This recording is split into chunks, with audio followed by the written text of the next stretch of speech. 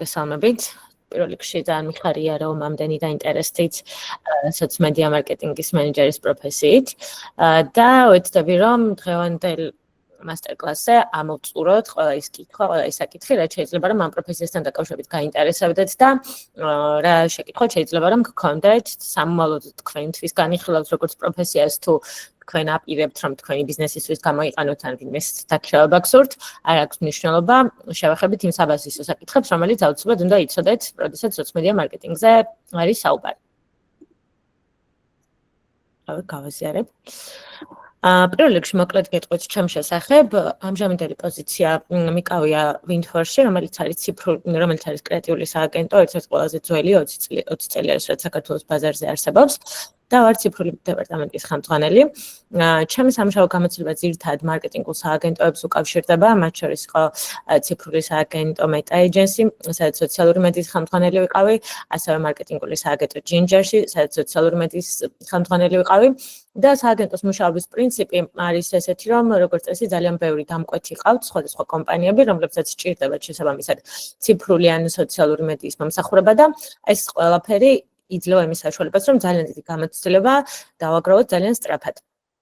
ჩემ შემთხვევაში და ესე მოხდა, რომ ძალიან რაღაც სწრაფი პერიოდის განმავლობაში ძალიან ბევრ ბრენდთან მომიწია შეხება, ბევრ ბრენდთან მიმუშავე და ამის გამო ძალიან დიდი გამოცდილება დავაგროვე და განათლების მხრივაც მარკეტინგის განათლება მოხდა, რომელსაც ესე ძალიან დამეხმარა იმაში, რომ თავის დროზე დამეწყო სოციალური მედიის მარკეტინგის მიმართულებით მუშაობა.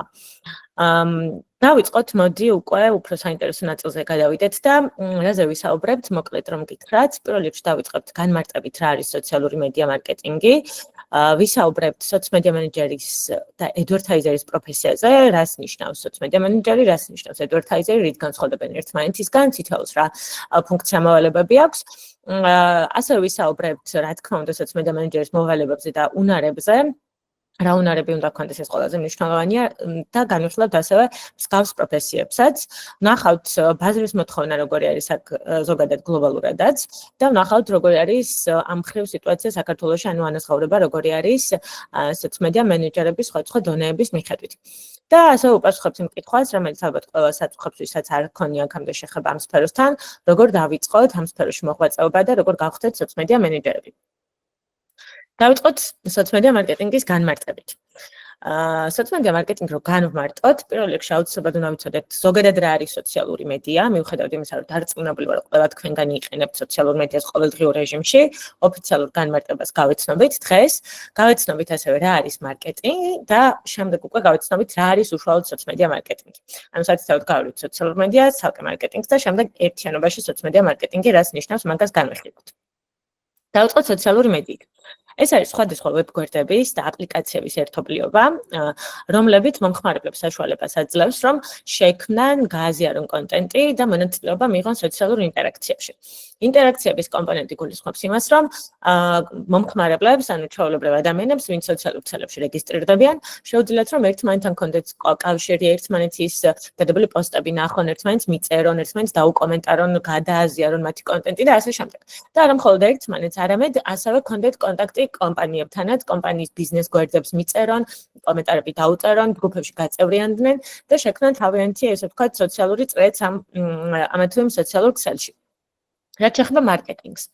მარკეტინგი უშუალოდ არის კომპანიის მიერ განხორციელებული აქტივობები, რომელიც არის მიმართული იმისკენ, რომ ამ კომპანიის მიერ წარმოებული პროდუქტი ან გაწეული მომსახურების გაყიდვები გაიზარდოს. რეალურად გულისხმობს იმას, რომ მარკეტინგის განხორციელების დროს ხდება პირველ რიგში მომხმარებლების შესწავლა, ბაზრის შესწავლა და ამის შემდგომ ამ მონაცემებზე დაყრდნობით მიიღება ის გადაწყვეტილებები, რაც განაპირობებს ზოგადად გაყიდვების ზრდას. მარკეტინგი ძალიან მრავალფეროვანია, ძალიან ბევრ სხვადასხვა მიმართულებას მოიცავს და მათ შორის არის მაგალითად რაღაც გაყიდვების გეგმები, აქციების დაგეგმვა, სხვადასხვა სახის ფასდაკლებების დაგეგმვა, სხვადასხვა სახის საკომუნიკაციო არხების გამოყენება, როგორც შეიძლება იყოს მაგალითად სატელევიზიო რეკლამები, რადიო რეკლამები და ასე შემდეგ. ხოლო სოციომედია მარკეტინგი უშუალოდ მოიცავს მარკეტინგის იმ აქტივობებს, რომლებიც ფოკუსირებული არის მხოლოდ და მხოლოდ სოციალურ ქსელებზე, ანუ ხორციელდება მხოლოდ და მხოლოდ სოციალურ ქსელებზე. შესაბამისად, როცა ვლაპარაკობთ სოციმედია მარკეტინგზე, აუცილებლად თავისთავად იგულისხმება, რომ ეს არის ის აქტივობები, რომლებიც რომელიმე სოციალურ ქსელში ხორციელდება. ბიზნესის მიზნები აუცილებლად, რა თქმა უნდა, ამ აქტივობების გაკეთების დროს არის გათვალისწინებული, იმიტომ რომ სხვადასხვა კომპანია სხვადასხვა მიზანი შეიძლება ჰქონდეს, როგორიც არის მაგალითად ცნობადობის გაზრდა, გაყიდვების გაზრდა და ასე შემდეგ. სოციმედია მენეჯერები ზუსტად ამ როლს ასრულებენ, რომ კომპანიას დაეხმარონ ამ კონკრეტული მიზნების მიღწევაში. სოციმედია მარკეტინგი ძირითადად, რა თქმა უნდა, ხორციელდება იმ სოციალურ ქსელებში, რომელსაც ყველაზე ბევრი მომხმარებლები ჰყავს.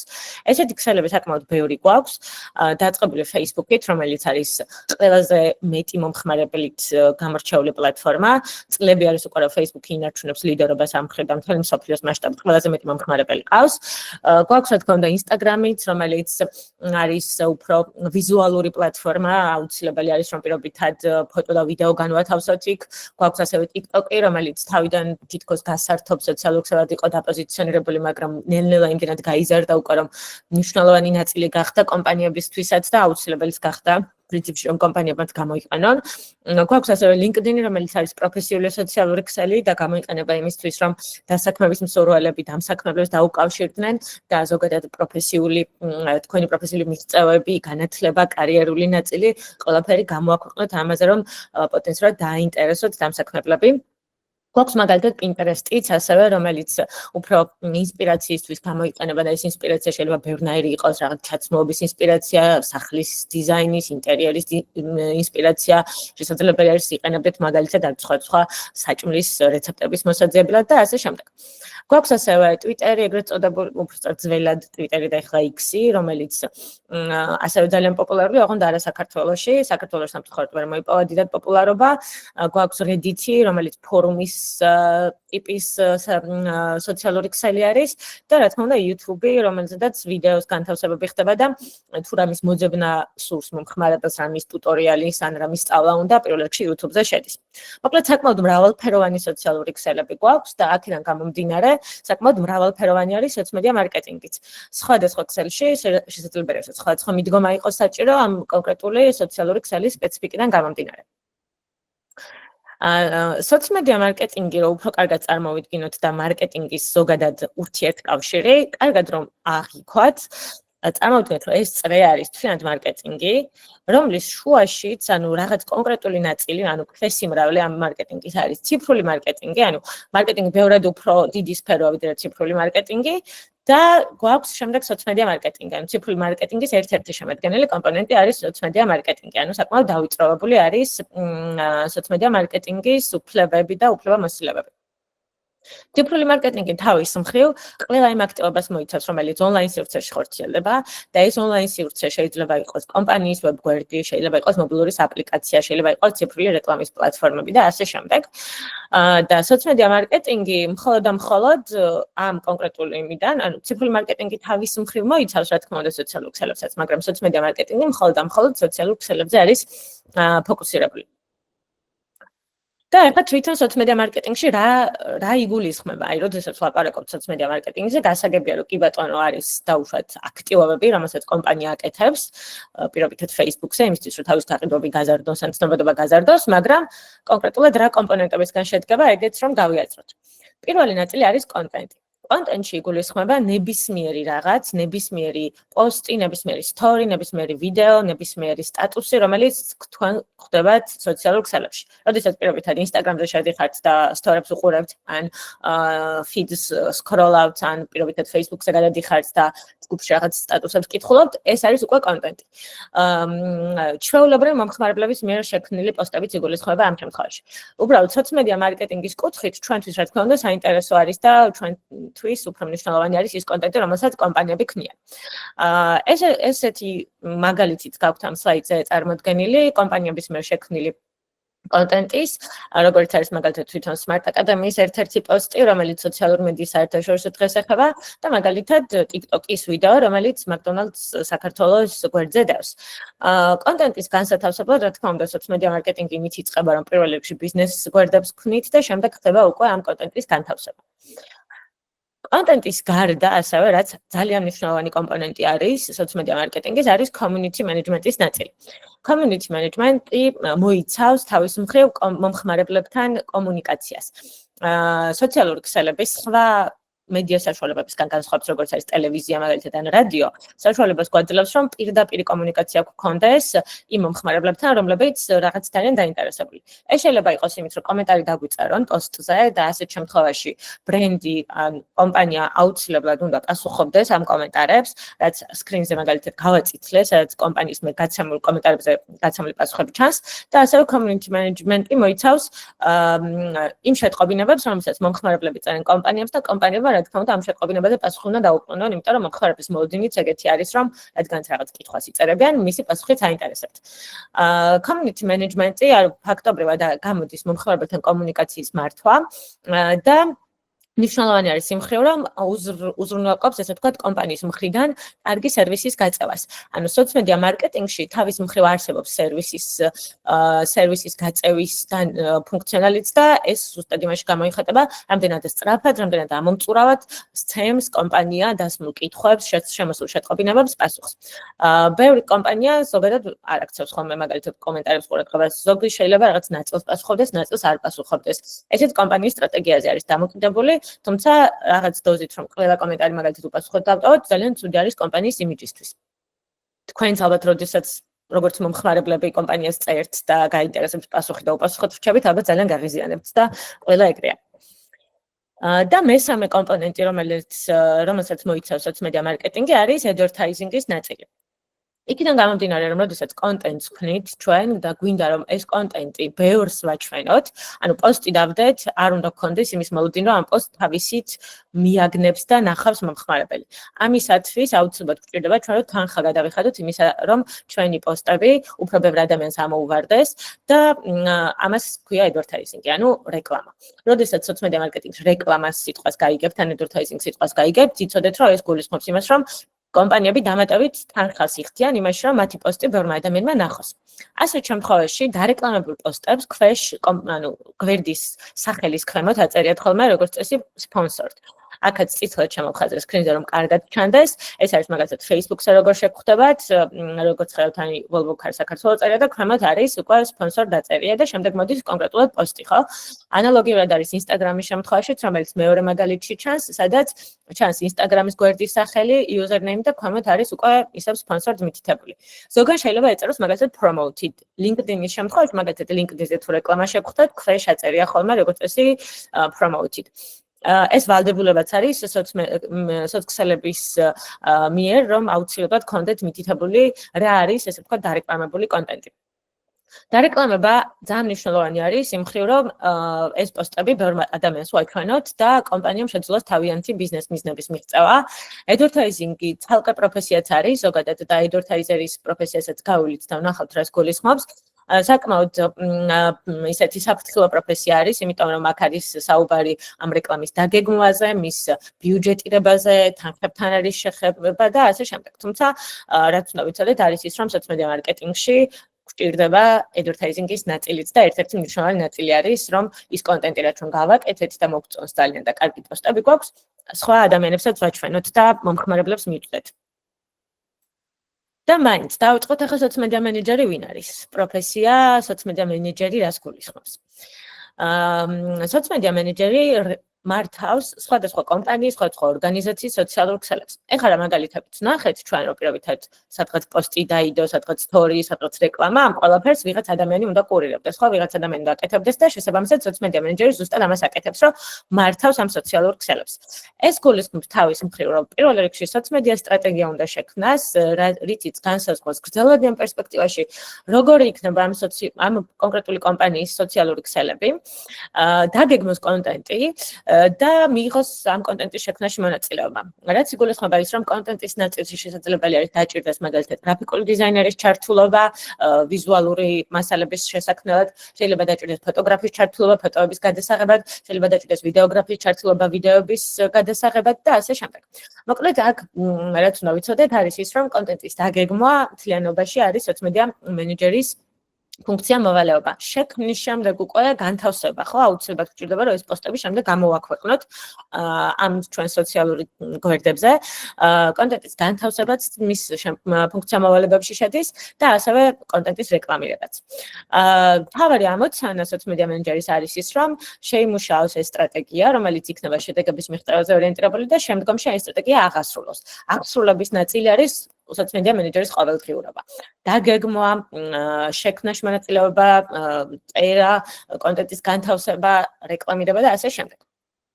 რაც შეეხება advertisers, social media advertisers, social media advertisers ფუნქცია მოვალეობა შემოიფარგლება მხოლოდ advertising-ის ნაწილით. ანუ social media managers ბევრად მეტი ფუნქცია აქვს ვიდრე ცალკე advertisers, იმიტომ რომ social media manager-ის შემადგენლობაში შედის advertising-იც, თუმცა ცალკე social media advertiser-ის პროფესიაც არსებობს, იქიდან გამომდინარე, რომ ნელ-ნელა social media marketing იმდენად გაიზარდა, რომ ესეთი სპეციალიზირებული პროფესიების გაჩენის აუცილებლობაც დადგა.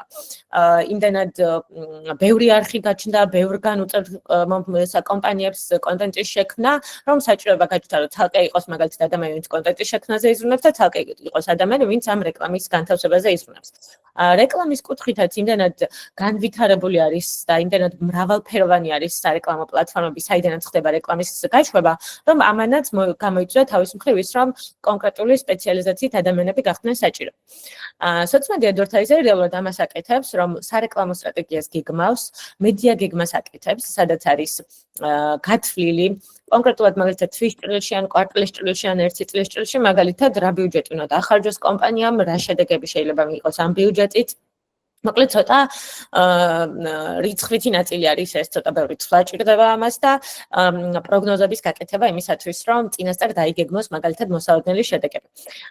რა თქმა უნდა, ყოველდღიურ რეჟიმში უწევს social media advertisers უშუალოდ რეკლამების გაშვება, ამ რეკლამების მიმდინარეობის თვალყურის დევნება და მონიტორინგი, უწევს ამ რეკლამის ოპტიმიზაცია, რომ იყოს რაღაც მაქსიმალური შედეგები მიღებული. და თავის მხრივ ანალიტიკა, ანუ ამ ყველაფრის გაანალიზება, მიზეზშედეგობრივი კავშირების დანახვა და შემდეგ რეპორტების გაკეთება. მთავარი ამოცანა social media advertiser-ის არის ის, რომ სარეკლამო პლატფორმების გამოყენებით, რაც თითოეულ სოციალურ ქსელს თავისი აქვს, მაქსიმალური შედეგი მოიტანოს მინიმალური ბიუჯეტის დანახარჯის ფარგლებში. რაც, რა თქმა უნდა, კომპანიის მიზნებს უნდა შეესაბამებოდეს და კომპანიის მიზნებს შესაბამისად უნდა იყოს გაკეთებული. ფუნქციები რო განვიხილოთ social media manager-ის. უკვე ახსენეთ სოციალური მედიის სტრატეგიის შემუშავება. სტრატეგია ეს არის რაღაც დოკუმენტი, რომელიც კონკრეტული კომპონენტებისგან შედგება და მოიცავს როგორც კონტენტის ნაწილს, ასევე მოიცავს advertising-ის ნაწილს და რეალურად არის, ესე ვთქვათ, გზამკვლევი დოკუმენტი, მომდევნო რაღაც გრძელვადიანი პერიოდის ჭრილში, პირობითად 6 თვის მანძილზე კომპანიამ რა უნდა აკეთოს სოციალური მედიის მიმართულებით, რაში არის პოსტები უნდა დადოს, ეს პოსტები როგორი ვიზუალით უნდა იყოს, როგორი ტონი ჰქონდეს და ასე შემდეგ. ყოველდღიურ რეჟიმში უწევს ასევე კონტენტის დაგეგმვა, მომზადება და გამოქვეყნება. კონტენტის დაგეგმვისთვის სხვადასხვა ბევრი ხელსაწყო არსებობს, რომელიც გამოიყენება. მომზადება, როგორც თქვი, შესაძლებელია განხორციელდეს სხვა ადამიანების ჩართულობითაც, როგორც არის გრაფიკული დიზაინერი, როგორც არის ფოტოგრაფი, როგორც არის პირობითად ვიდეოგრაფი და ამ ყველაფრის ამ მზა კონტენტის უკვე შემდეგ გამოქვეყნება სოციალურ ქსელებში. მომხმარებელთან კომუნიკაციას რაც შეეხება, ანუ community management, რომელიც წაგან ვახსენეთ, social media manager-ის ფუნქციებში მთლიანად არ შედის შემოსულ კითხვებზე და კომენტარებზე პასუხების გაცემა, როგორც წესი კომპანიების უმეტესობაში ამას ითავსებენ ჩატის ოპერატორები, ანუ call center-ის ოპერატორები, ან გაყიდვების მენეჯერები, თუმცა რაღაც კონკრეტული სტანდარტების შემუშავება ამ მხრივ შესაძლებელია, რომ იყოს social media manager-ის ფუნქცია. რეკლამის მართვა და ოპტიმიზაცია, თავის მხრივ რეკლამების გაშვება, მათი მონიტორინგი, ყოველდღიურ რეჟიმში თვალყურის დევნება, ოპტიმიზაცია და შედეგების გაანალიზება, უკვე რეპორტინგის ნაწილი, რაც ასევე ძალიან მნიშვნელოვანი არის, რომ კონკრეტულად ყოველთვის ვიცოდეთ, რა შედეგი მოაქვს, რა როგორ მუშაობს, რამდენად კარგი გამოხმაურება ჰქონდა და ასევე ვახტევთ თუ არა იმ შედეგებს, რისი მოლოდინით ჰქონდა და ამ მხრივ მივყვებით თუ არა ჩვენს გეგმას. ამის საფუძველზე ანალიზის საფუძველზე ხდება ხოლმე როგორც წესი საკუთარი თავისთვისვე ან დამკვეთისთვის რეკომენდაციების შემუშავება და შემდგომში რა თქმა უნდა პრაქტიკაში ამის განხორციელება. საკმაოდ დინამიური არის, მოკლედ რომ ვთქვათ, სოციომედია მენეჯერის ყოველდღიურობა და კიდევ ერთხელ მოგიყვებით მაინც სოციომედია მენეჯერის ყოველდღიურობა როგორ გამოიყურება. სოციომედია სტრატეგიის აღსრულების ნაწილი არის ყოველდღიურობა. ანუ სტრატეგიას, როდესაც მომხმარე სოციომედია მენეჯერი აკეთებს, ეს არის ერთჯერადი, ხო? ანუ ერთხელ გააკეთებ რაღაც 6 თვის გეგმას და ამის შემდეგ მოდის უკვე აღსრულების ნაწილი. ყოველდღიურ რეჟიმში უწევს ეს ზუსტად ეს აღსრულება სოციომედია მენეჯერს. პლატფორმების მონიტორინგი და მართვა, კონტენტის დაგეგმვა, რაშიც იგულისხმება მაგალითად კონტენტ კალენდრის შექმნა, პოსტების ტექსტების დაწერა, გრაფიკულ დიზაინერთან ან ვიდეოგრაფთან ან ფოტოგრაფთან ერთად კონტენტის შექმნა, განთავსება, რეკლამების დაგეგმვა, კამპანიების შექმნა, მართვა და მონიტორინგი. პოსტების და კამპანიების ეფექტურობის ანალიზი, ასევე შესაძლებელი არის ყოველდღიურ რეჟიმში არა, მაგრამ რაღაც გარკვეული კვირაში ერთხელ ან თვეში ერთხელ აუცილებლად ხორციელდებოდეს.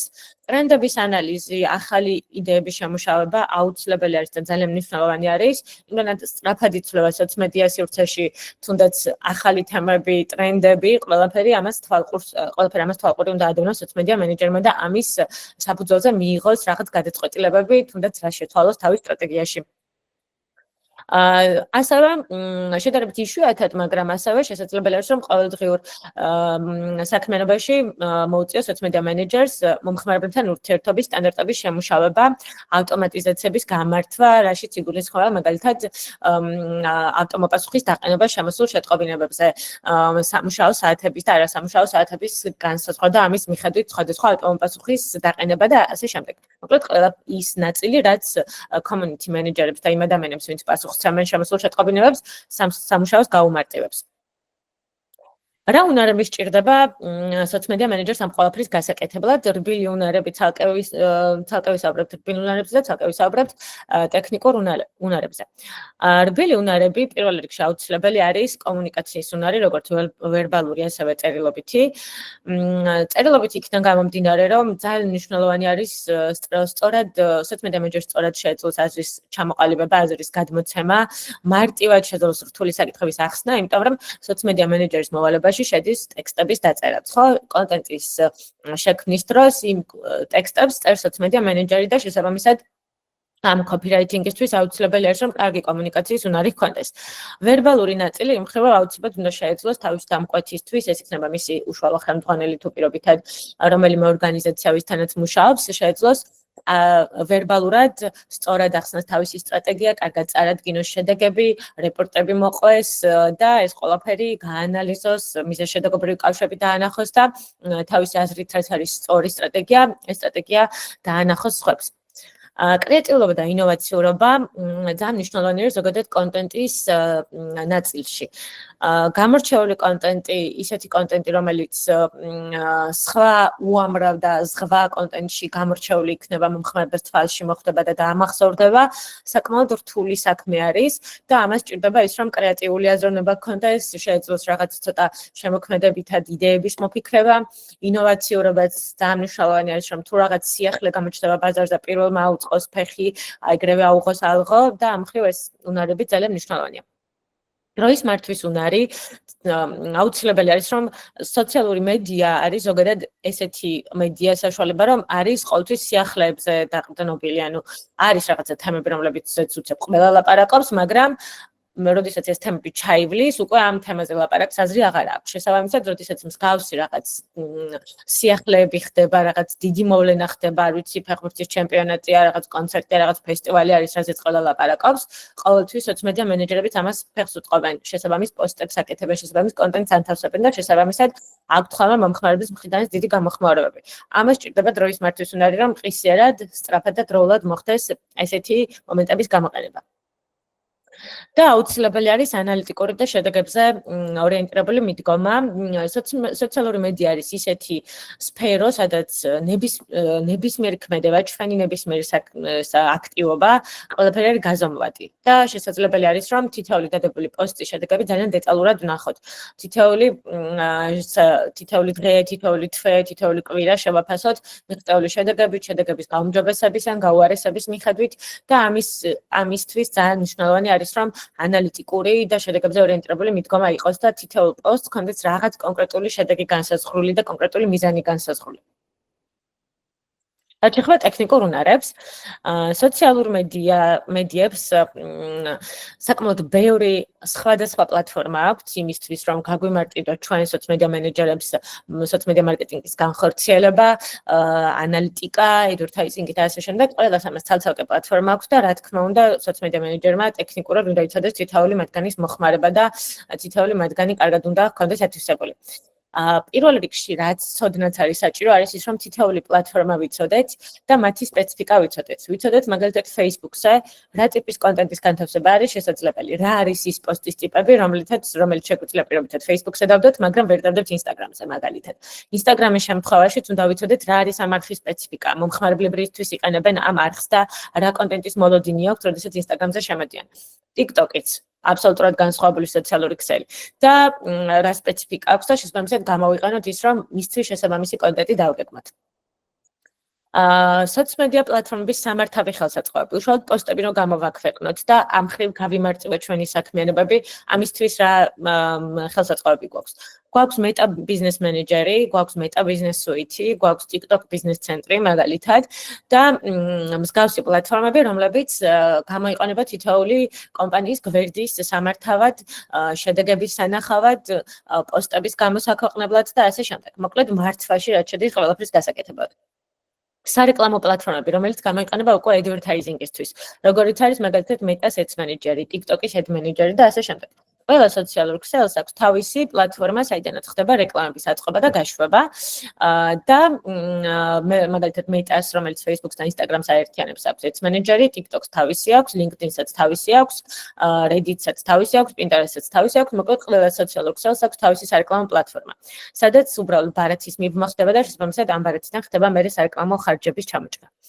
და ანალიტიკის ინსტრუმენტები, რომელიც გვაქვს ასევე ცალ-ცალკე ყველა სოციალურ ქსელში, გვაქვს Meta-ს Business Insight-ები, გვაქვს Ads Reporting-ი, გვაქვს Pixel-ი და Events Manager-ი და სხვადასხვა მსგავსი პლატფორმები, რომლებიც გვეხმარება იმაში, რომ კარგად გავაანალიზოთ ჩვენი შედეგები და ვეცადოთ, რომ გავაუმჯობესოთ ისინი.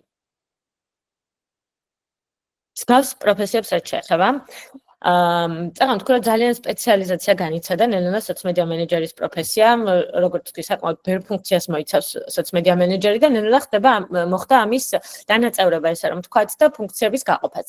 მაგალითად, კონტენტ მენეჯერი ან კონტენტ კრეატორი ესეთი პროფესია შეიძლება შეგხვდეთ, რომელიც ეს არის ადამიანი, რომელიც უშუალოდ კონტენტის ნაწილზე არის პასუხისმგებელი.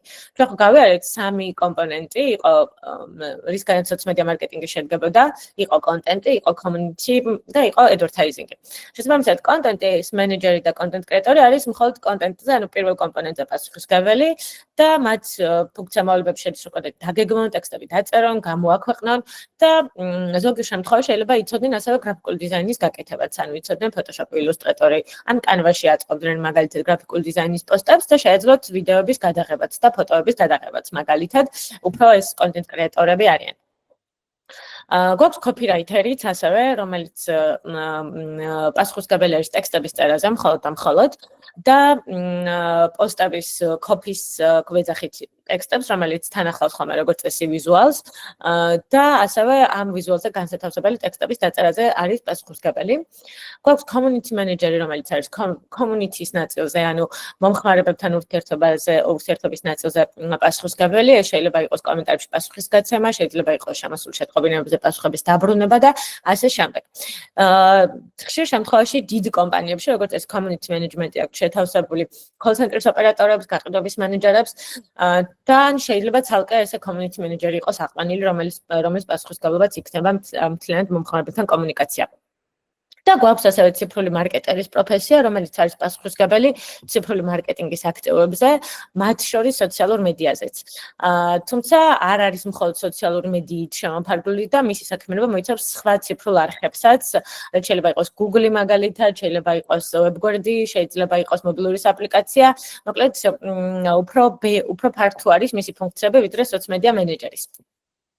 ძირითადად მარკეტინგულ სააგენტოებში, ანუ ისეთ სააგენტოებში, სადაც დიდი გუნდები არსებობს, როგორც წესი, ესეთი სპეციალიზაცია საკმაოდ აქტიურად გამოიყენება. ანუ ცალკე არსებობენ მაგალითად კონტენტ მენეჯერები ან კონტენტ კრეატორები, ცალკე არის კოპირაიტერი, ვინც ტექსტებს წერს, ცალკე არის დიზაინერი, ვინც დიზაინებს აკეთებს, ცალკე არის ადვერტაიზერი, ვინც რეკლამებს უშვებს.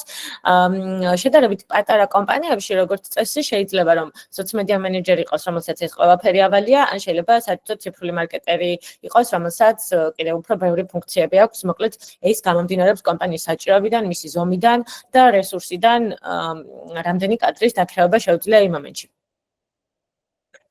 რაც შეეხება მოთხოვნას, პირველ რიგში სტატისტიკას ვუყურებთ ხოლმე, როდესაც ვლაპარაკობთ, რამდენად მოთხოვნადი არის სოციომედია მენეჯერი ზოგადად ბაზარზე. და სტატისტიკა რას გვეუბნება ახლა? სოციომედია ქსელების მომხმარებლების რაოდენობა იზრდება ყოველწლიურად. ახლა ამ სტატისტიკასაც რო შევხედოთ, ანუ სადღაც 2000 წლიდან მოყოლებული ყოველწლიურად იზრდებოდა სოციქსელების მომხმარებლების რაოდენობა. ანუ მიუხედავად იმისა, რომ თითქოს დღევანდელი ცხოვრებაში თითქოს ყველას აქვს რაღაც ერთი სოციალური ქსელი მაინც, ანუ ეს რიცხვები მაინც მზარდი არის მთელი მსოფლიოს მასშტაბით და როგორც ხედავთ, უკვე ასული არის 5 მილიარდზე მეტი მომხმარებელი ყავს სოციალურ ქსელს. ეს ტემპი არ არის არც დავარდნილი, არც შემცირებული, ანუ ყოველწლიურად ხდება მოკლედ ზრდა ამ სოციალური ქსელების და თან მithumetes რომ რაღაც ახალ-ახალი სოციალური ქსელებიც ყოველთვის ჩნდება, პოპულარული ხდება, მე შეიძლება აღარ იყოს პოპულარული, ან შეინარჩუნოს პოპულარობა. მოკლედ ესეთი ცვლილებებით ყოველთვის ხორციელდება ბაზარზე. და ეს ფაქტი, ის რომ მომხმარებლების რაოდენობა ყოველთვის იზრდება, განაპირობებს იმას, რომ კომპანიების მხრიდან იზრდება სოციალური მედიის მარკეტინგზე მოთხოვნის ზრდა. მარკეტინგის მთავარი ფუნქცია ზუსტად ეგ არის, რომ იყოს იქ კომპანია, სადაც არიან მისი მომხმარებლები და თუ მისი მომხმარებლების უმეტესობა რაღაც კონკრეტულ სოციალურ ქსელში ან სოციმედიაში არის ზოგადად, აუცილებელი არის კომპანიის მხრიდანაც, რომ მათი აქტივობები მიმართული იყოს ზუსტად ამ არხში, სადაც მისი მომხმარებლები იმყოფებიან. ამიტომაც ეს იწვევს იმას, რომ იზრდება შემდეგ სოციალური მედიის მარკეტინგზე მოთხოვნა და ეს მოთხოვნის ზრდა თავის მხრივ განაპირობებს იმას, რომ იზრდება სოციომედია მარკეტინგის სპეციალისტებზე მოთხოვნაც. ამიტომაც არის, რომ ყოველთვის რჩება ბოლო რამდენიმე წელი არის სოციომედია მენეჯერის პროფესია ერთ-ერთი ყველაზე მოთხოვნადი და ძალიან ბევრი ვაკანსიაც იდება ხოლმე ამ მიმართულებით. ეს თან არ არის მარტო ესეთი ზეპირი გადმოცემა LinkedIn-ის მიხედვით, ანუ LinkedIn-ი ყოველწლიურად ატარებს ხოლმე კვლევას, LinkedIn-ზე ძალიან ბევრი ვაკანსია თავსდება ხოლმე და როგორც წესი ამ ვაკანსიებს აფასებს, შემდეგ აანალიზებს იმის მიხედვით თუ ამ ვაკანსიებში რა მოთხოვნადი უნარები წერია ხოლმე. ანუ როდესაც პირობითად კომპანია განათავსებს თავის ვაკანტურ პოზიციაზე რაღაც თავის განცხადებას, იქ ხო ჩამოთვლილი არის რა უნარები ესაჭიროება და მარკეტინგის სფეროში ყველაზე მოთხოვნადი უნარი იყო სოციომედია მარკეტინგი 2024 წლის მონაცემებით. 25-ის ჯერ არ არსებობს სამწუხაროდ ეს მონაცემები, თუმცა დიდი ალბათობით დიდად არ შეიცვლებოდა, მოკლედ ძალიან მოთხოვნადი იყო სოციომედია მარკეტინგის უნარი. მთელი მსოფლიოს მასშტაბით იგულისხმება ეს. რაც შეეხება საშუალო ანაზღაურებას, დამწყები პოზიციისთვის საშუალო ანაზღაურება არის 500-დან 1200 ლარამდე, გააჩნია მოკლედ კომპანიას, სხვა კომპანიაში მაინც განსხვავდება ეს ანაზღაურების სისტემები. საშუალო დონეზე, როდესაც უკვე რაღაც 2 წლიანი, 3 წლიანი გამოცდილება გვაქვს დაგროვებული, 1200-1500 ლარი არის ანაზღაურება, ხოლო სენიორ კადრი, რომელიც უკვე რაღაც 3+ და 5+ წლის გამოცდილება აქვს, როგორც წესი 2500-ზე მეტი ლარი აქვს ანაზღაურება. და ასევე რა თქმა უნდა, შესაძლებელი არის, რომ სენიორიტის შემდეგ, ანუ სენიორ კადრის შემდეგაც მათი დაწინაურება მოხდეს ხოლმე სოციომედია დეპარტამენტის ხელმძღვანელებად მაგალითადან ციფრულ მარკეტინგში გადავიდნენ და იქ გააგრძელონ თავიანთი კარიერა, თუ რა თქმა უნდა, სოციომედია მარკეტინგი მობეზრდება ადამიანს. გარდა მაგისა პროექტების ნაწილში თუ დამატებით შემოსავალი სურთ, რა თქმა უნდა, სამსახურის პარალელურად შეიძლება პროექტები აიღოთ და გაიორმაგოთ ეს ანაზღაურება და შემოსავალი. კი, მაგის თქმა მინდოდა, ეხლა ზუსტად რომ ეს არის დაახლოებით განაზღაურება, ესე ვთქვათ, სრულ განაკვეთზე, როდესაც მუშაობთ რაღაც კონკრეტულ კომპანიაში, თუმცა ამის გარდა სოციომედია მენეჯერების პროფესიაში ძალიან პოპულარული არის ეგრეთ წოდებული ფრილანსინგი, რაც იმას გულისხმობს, რომ თქვენ სრულ განაკვეთზე კი არ მუშაობთ რომელიმე კომპანიაში დაუშვათ, არამედ რამდენიმე კომპანიას იღებთ ფრილანს პროექტად და ამ პროექტებზე თქვენ მიერ განსაზღვრული კალენდრით რაღაც კვირის განმავლობაში უთმობთ დროს და ასრულებთ თქვენს დაკისრებულ მოვალეობებს. იმიტომ რომ ბევრი კომპანია არის, რომელსაც მაგალითად სრულ განაკვეთზე არ აქვს, სრულ განაკვეთზე არ ჭირდება რეალურად სოციომედია მენეჯერი და აქედან გამომდინარე ეს კომპანიები ხარჯს სოგავენ და სოციომედია მენეჯერსაც უფრო მეტი დრო აქვს იმისთვის, რომ პირობითად სხვა კომპანიისთვისაც იმუშაოს და სხვა პროექტებიც აიღოს და ბევრად უფრო მეტ შემოსავალს უდრის ეს ყველაფერი. ამიტომაც მოკლედ საკმაოდ განაზღაურებადი არის. შესაძლებელია რა თქმა უნდა სრულ განაკვეთიან სამსახურთან შეთავსებაც. ბევრი აკეთებს ეგრეც, რომ სოციომედია მენეჯერად ფრილანსერად მუშაობს და შეიძლება სხვა სამსახურიც ჰქონდეს, ან იგივე სოციომედია მენეჯერი იყოს რაღაც კომპანიაში და დამატებით ამ სრულ განაკვეთიანი სამსახურის მიღმაც იღებდეს რაღაც ფრილანსერ პროექტებს. სად შეიძლება დასაქმდეს, კომპანიების მარკეტინგის დეპარტამენტში ყველა დიდ კომპანიას ყავს როგორც წესი საკმაოდ დიდი მარკეტინგის დეპარტამენტები და ზეუქს შეიძლება 2 და 3 სოციომედია მენეჯერიც ყავდეს, მოკლედ გააჩნია კომპანიას.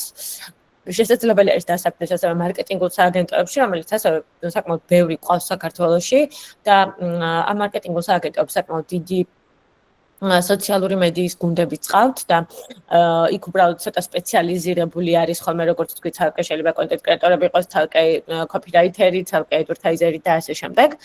და ფრილანსერად როგორც წაგან აღნიშნე, ძალიან პოპულარული არის ფრილანსერად მუშაობა. არ არის თან აუცილებელი რომ შეიზღუდოთ საქართველოში, ანუ შეიძლება ნებისმიერ ქვეყანაში მუშაოთ.